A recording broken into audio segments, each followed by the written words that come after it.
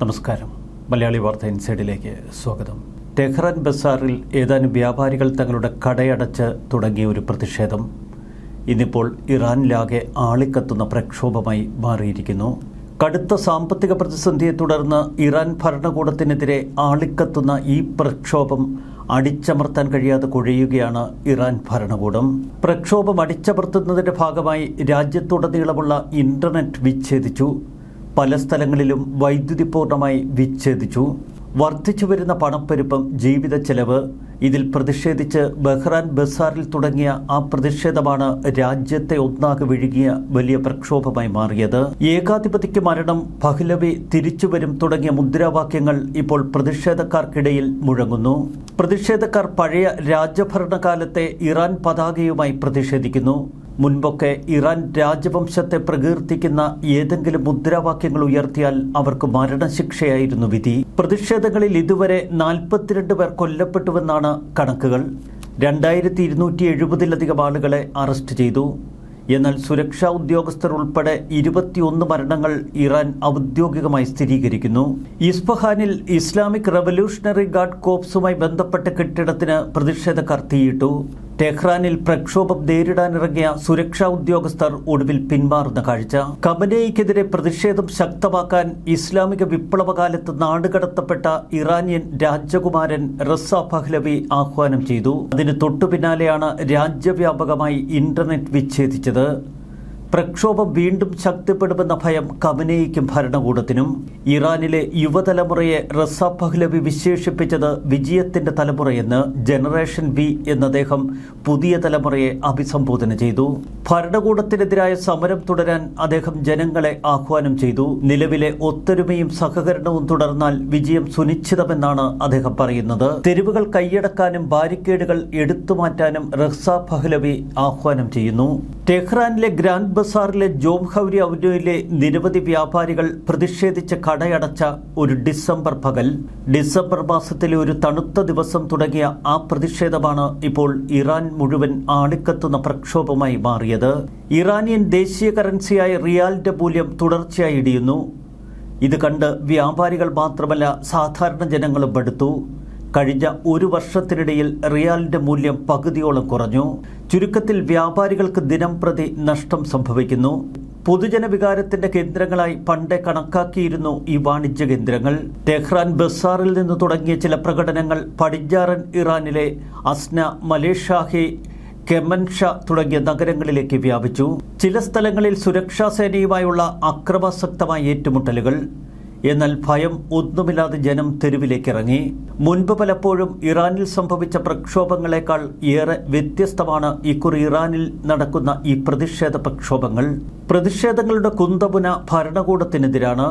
പൊതുജനങ്ങളുടെ ആവശ്യത്തിന്റെ ശക്തി പെട്ടെന്ന് ഭരണകൂടം തിരിച്ചറിഞ്ഞു. പരിഷ്കരണവാദ ഭരണകൂടത്തിന് നേതൃത്വം നൽകുന്ന പ്രസിഡന്റ് മസൂദ് പെഷഷ്കിയാൻ സമാധാനത്തിനും പ്രതിഷേധിക്കാനുമുള്ള ജനങ്ങളുടെ അവകാശത്തെ ആദ്യം അംഗീകരിച്ചു കൊടുക്കുന്നു. ജനങ്ങളോട് സംവദിക്കുമെന്നും അവരുടെ പ്രതിഷേധത്തിന്റെ മൂലകാരണം മനസ്സിലാക്കി അത് തിരുത്തുമെന്നും പ്രസിഡന്റിന്റെ പ്രഖ്യാപനം. കറൻസി സ്ഥിരത കൈവരിക്കുമെന്നും സാമ്പത്തിക മാനേജ്മെന്റിൽ പൊതുജന വിശ്വാസം ഉറപ്പിക്കുമെന്നും അദ്ദേഹത്തിന്റെ പ്രസ്താവനകൾ. എന്നാൽ ഇറാൻ പരമോന്നത നേതാവ് ആയത്തുള്ള ഖമനേയി ഈ പ്രതിഷേധത്തെ ഭയന്നു.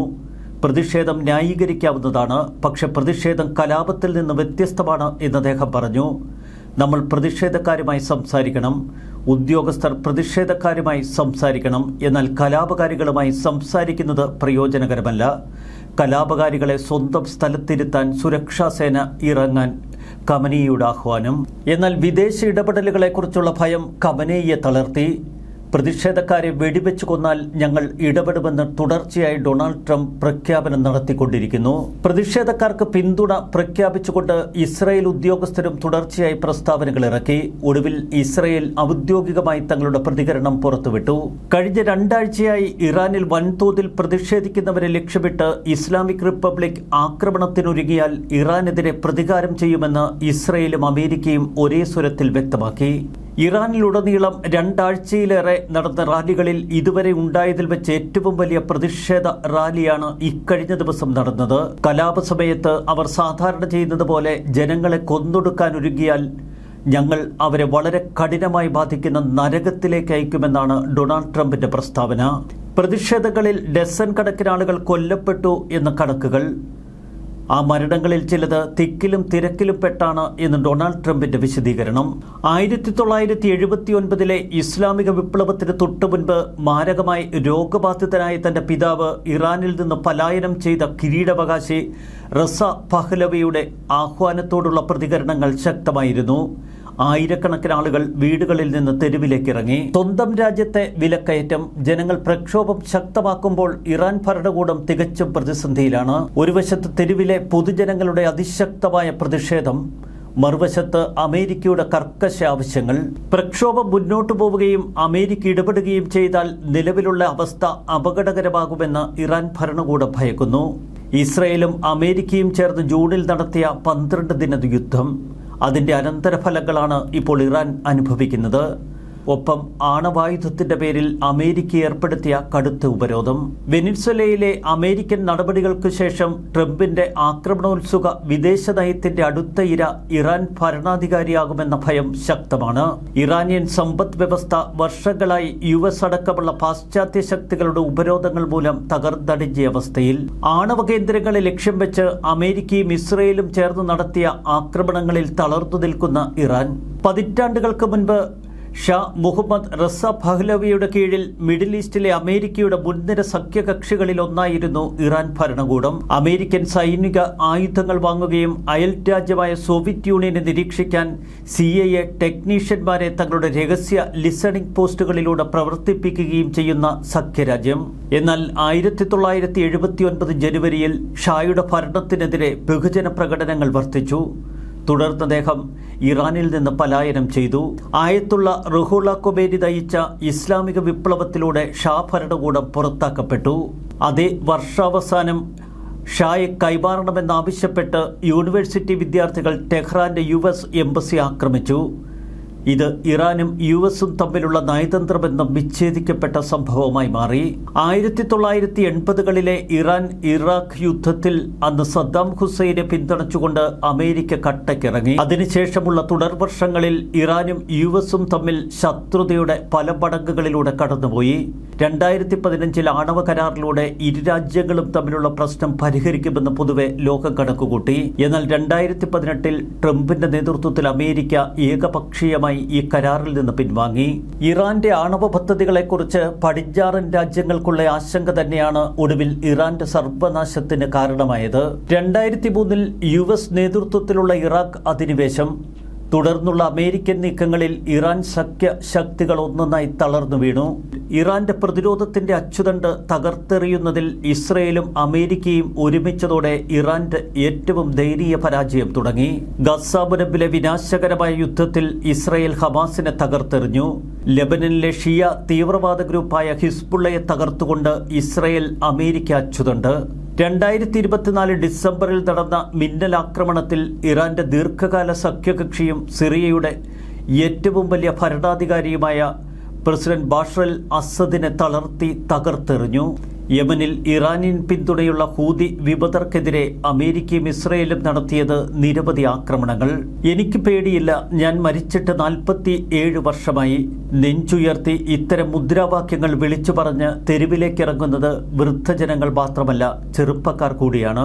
ടെഹ്റാനിൽ ആയിരങ്ങൾ വീട് വിട്ട് പുറത്തിറങ്ങി ഭരണവിരുദ്ധ മുദ്രാവാക്യങ്ങൾ മുഴക്കുന്നു. വിലക്കയറ്റത്തിനും ഇറാൻ കറൻസിയുടെ ഇടിവിനും തൊഴിലില്ലായ്മയ്ക്കും ജീവിത ചെലവ് ഉയരുന്നതിനുമെതിരെയാണ് ജനങ്ങളുടെ പ്രതിഷേധം തുടർച്ചയായ 12ാം ദിവസത്തിലേക്ക് കടന്നതോടെ ഇറാൻ ഭരണകൂടം വ്യക്തമായി ചിലതൊക്കെ തിരിച്ചറിയുന്നു.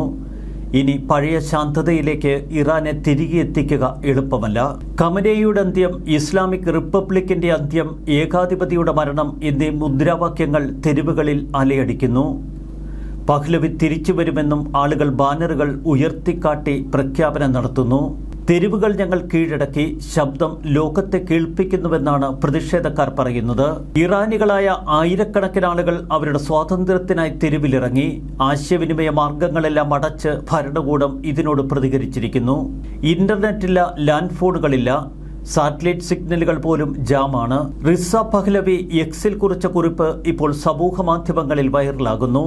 ട്രംപിന്റെ പാത പിന്തുടർന്ന് യൂറോപ്യൻ രാജ്യങ്ങളും തങ്ങളുടെ മൗനം വെടിയണമെന്ന് റിസ പഹ്ലവി ആഹ്വാനം ചെയ്യുന്നു. 1979 ഇസ്ലാമിക വിപ്ലവത്തിൽ അധികാരം നഷ്ടപ്പെട്ട ഷാ ഭരണാധികാരിയായ മുഹമ്മദ് റിസ പഹ്ലവിയുടെ മകൻ അങ്ങനെ വീണ്ടും വാർത്തകളിൽ നിറയുന്നു. അധികാരം കൈയാളാൻ ഷായുടെ മകൻ റിസ പഹ്ലവി തിരിച്ചു വരുമെന്നാണ് ജനങ്ങളുടെ വിശ്വാസം. 1794 മുതൽ 1925 വരെ ഇറാൻ ഭരിച്ച ഖാജർ രാജവംശം. അവർ ആഭ്യന്തര പ്രശ്നങ്ങളാൽ രാജ്യത്ത് അസ്വസ്ഥരായി മാറിയ കാലഘട്ടം. അന്ന് ഇറാന്റെ കൈവശത്തിലുണ്ടായിരുന്ന കോക്കസസ് മേഖലയിലെ ഭൂമി റഷ്യ പിടിച്ചെടുക്കുന്നു. അഴിമതിയും സ്വജനപക്ഷപാതവുമൊക്കെ വിളയാടിയിരുന്ന കാലഘട്ടം. ആ ഭരണത്തിൽ മിലിറ്ററി ഓഫീസറായിരുന്ന റിസ ഖാൻ 1925 സൈനിക അട്ടിമറി നടത്തുകയും ഭരണം പിടിച്ചെടുക്കുകയും ചെയ്തു. ഇങ്ങനെയാണ് പഹ്ലവി രാജവംശം അവിടെ സൃഷ്ടിക്കപ്പെടുന്നത്. റിസ ഖാൻ റിസ ഷാ പഹ്ലവി എന്ന പേര് സ്വീകരിച്ചു. ഇറാനിൽ ത്വരിതഗതിയിലുള്ള വികസന പദ്ധതികൾക്ക് അദ്ദേഹം തുടക്കമിട്ടു. എന്നാൽ രണ്ടാം ലോകമഹായുദ്ധകാലത്ത് നാസി ജർമ്മനിയോടായിരുന്നു ഷായ്ക്ക് പ്രതിപത്തി. അതുകൊണ്ട് തന്നെ ബാഹ്യശക്തികളുടെ ഇടപെടൽ റിസ ഷാ പഹ്ലവിക്ക് അധികാരം നഷ്ടപ്പെട്ടു. മകനായ മുഹമ്മദ് റിസ പഹ്ലവി അടുത്ത അനുയായിയായി മാറി. പാശ്ചാത്യ രീതികളോട് അദ്ദേഹം വലിയ താൽപര്യം കാട്ടി. യുഎസിന്റെയും ബ്രിട്ടന്റെയും അടുത്ത കൂട്ടാളിയായി മാറി. ഇറാനിലെ അവസാന രാജാവായിരുന്ന ഷാ മുഹമ്മദ് റിസ പഹ്ലവിയുടെയും ഫറ പഹ്ലവിയുടെയും മൂത്ത മകനായി 1960 ഒക്ടോബർ 31 ടെഹ്റാനിൽ റിസ പഹ്ലവി ജനിക്കുന്നു. സാമ്രാജ്യത്വ കുടുംബത്തിലെ അംഗങ്ങൾക്കും കോടതിയിലെ അംഗങ്ങൾക്കും മാത്രമായി നീക്കിവച്ചിരുന്ന രാജകൊട്ടാരത്തിലെ പ്രത്യേക സ്കൂളിൽ വിദ്യാഭ്യാസം. 11 വയസ്സുള്ളപ്പോൾ തന്റെ ആദ്യ സോളോ വിമാനം പറത്തിക്കൊണ്ട് പൈലറ്റായി പരിശീലനം നേടി. 17-ാം വയസ്സിൽ പഹ്ലവി ഇറാനിൽ നിന്ന് അമേരിക്കയിലെ സൈനിക സ്കൂളിൽ ചേരാനായി യാത്ര പുറപ്പെടുന്നു. 79 ഇസ്ലാമിക വിപ്ലവത്തിന് ശേഷം പിതാവിനെ അട്ടിമറിച്ച് രാജ്യവാഴ്ച നിർത്തലാക്കിയെന്ന ആ വലിയ വാർത്ത കേൾക്കുന്നത് വിദേശത്ത് വെച്ച്. തുടർന്ന് അദ്ദേഹം പ്രവാസത്തിൽ തുടർന്നു. പിന്നീട് വില്യംസ് കോളേജിൽ പഠിച്ചു. കെയ്റോയിൽ അമേരിക്കൻ യൂണിവേഴ്സിറ്റിയിൽ കുറച്ചുകാലം പഠിച്ചു.